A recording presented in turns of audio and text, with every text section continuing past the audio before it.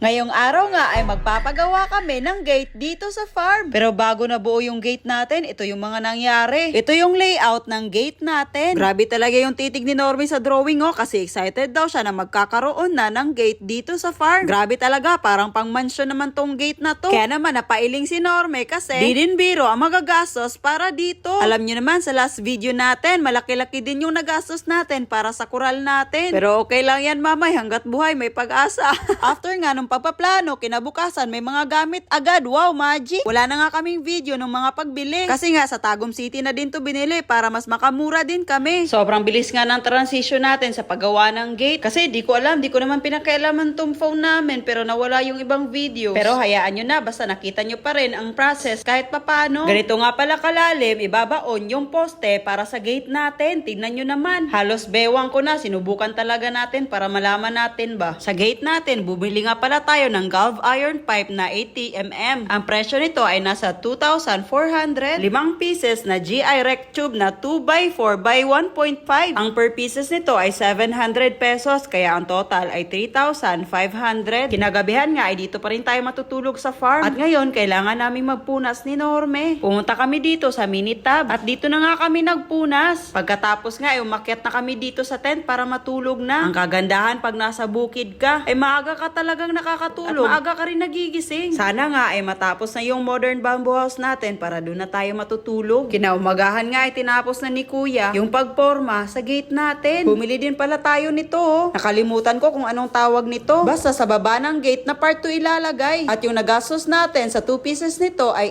850 pesos. Bumili nga rin tayo ng GI Rec tube na 1x2x1.5. 8 pieces yung binili natin at yung presyo niya ay 402 each. Kaya naman ang total na nagastos ay 3,216. Dumagdag din sa materials natin ang 1/2 na square bar na yellow. Ang presyo nito ay 125 each. Kaya 500 yung nadagdag. Isa sa rason kung bakit pinutol din talaga natin yung mga kahoy kasi alanganin talaga siya sa gate na gagawin natin. Nabubuhos na nga sila Kuya para sa poste ng gate natin para sa susunod na araw. Pag matuyo na to ay makakabit na natin sa wakas ang gate natin. Kailangan kasi maging matibay yung poste natin kasi hindi basta-basta yung bigat ng gate natin. Ito na pala tong forma sa kabila nalagyan na ng semento. Syempre, isa sa rason kung bakit kailangan natin itong isolid. In case of emergency na maiwan natin yung susi natin sa gate, kakayanin din yung bigat natin sa poste ng gate natin. Mindset ba? Mindset! At tignan nyo naman yung hangin dito. Hindi talaga basta-basta. Kaya, kailangan nating isolid talaga. May 4 na angle bar din pala tayo na binili. Ang presyo nito ay 260 each. Kaya naman, 1,040 pesos ang total sa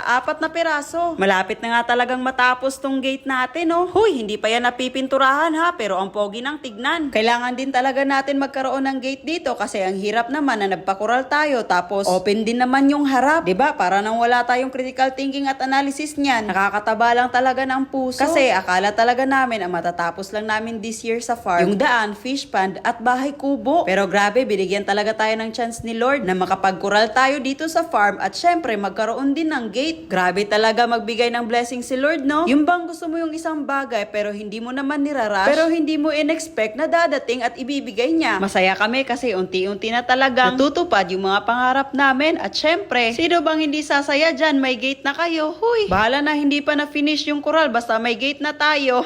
So ayan mga pangga, ikakabit na natin yung gate natin.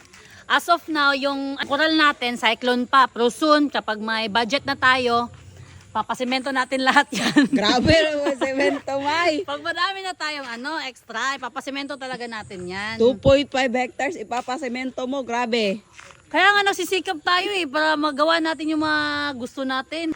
Baliwala pala yung mga pinaghirapan natin kung hindi natin gagastos sa mga gusto natin gawin, mga makapagpapasaya sa atin. May, Aba. antayin mo muna yung mga kahit 1 year man lang kasi mahirap na daki din ang gastos natin sa kahit cyclone lang.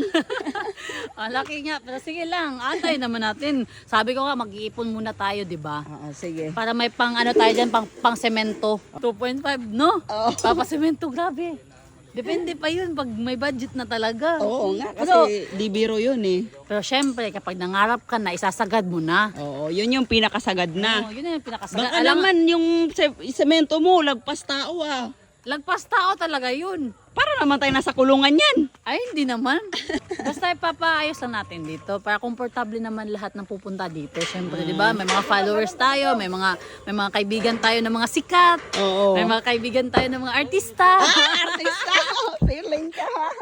Mga artista na pupunta dito, syempre, secure talaga dapat yung mga bisita natin. May gate tayo, pero dito wala pang cyclone.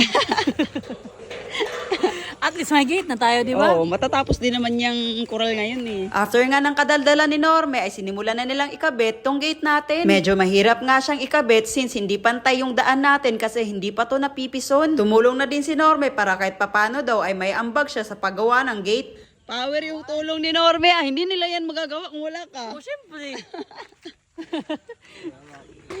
Habang buhay ako sa'yo. Ginawa mo naman akong ano, May. Habang buhay, gang. Next time ka na mamasko kasi hindi pa Pasko ngayon. Mukha mo, May. Next time ka na mamasko. Ginawa mo akong Umalis nasa ka. Preso, ah. Umalis ka dyan sa gate namin na bago. Marami nga sila nagtutulungan para maikabit lang tong gate natin kasi sobrang bigat nga daw. Oy, ayos na yung gate natin. Tignan mo naman kung gaano katibay yung gate natin, May. Preparation kasi to para sa ating concrete na coral soon. Oh, soon, pero Soon, very soon soon. pa yun. Nagdagdag nga pala tayo sa materialis natin ng panglock dito sa gate natin. Nakalimutan pala. Hay naku. Pero sa junk shop lang tayo bumili para makales tayo. So yung nagastos ay 500 pesos. O tutulong daw muna si Norme sa pagbuhat ng gate. Patuga-tuga.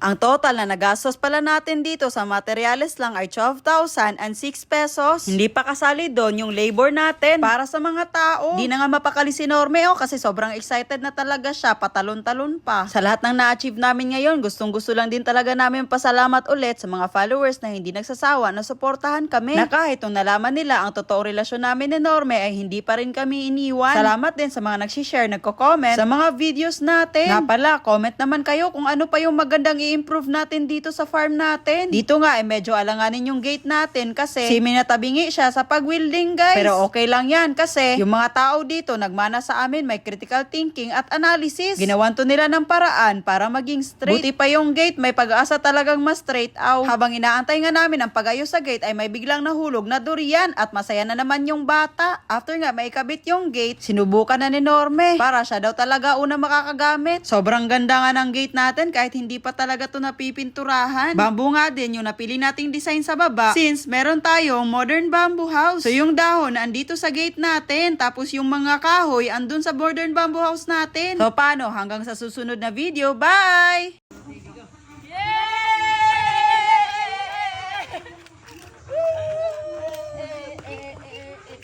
Yay!